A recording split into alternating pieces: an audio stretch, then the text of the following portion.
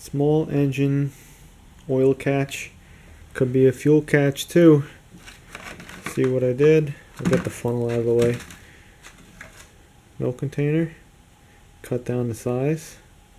You can still pour it out. What you can use this for, multitude of things. I used it, worked perfectly.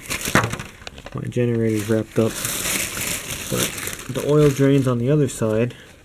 And I needed something that'll get underneath the frame. You can just kind of squeeze it under like that. Catch the oil. And we're done. See, I wouldn't scratch if I trimmed it down like a slight 1/16 of an inch or something. But you know, you can customize it. Then when you're done, simply throw it away. Another good thing, you want to drain the fuel out of the carburetor. Stick it underneath the drain. There you go, you got the fuel out of the carburetor. So simple milk jug will work great. Probably going to work good in the car. But that's that. I was thinking about making a custom pan for all this. I just said, let me go just cut one down. Then when I'm done, throw it away. I'll make a better one.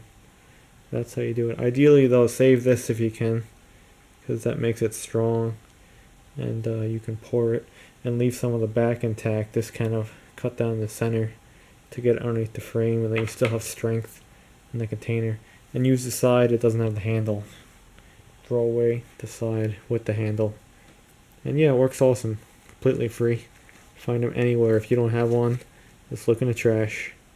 You can make yourself your very own small engine catch pan. And like, comment, subscribe. Look, it freaking works, man. And think it's right under there. Perfect.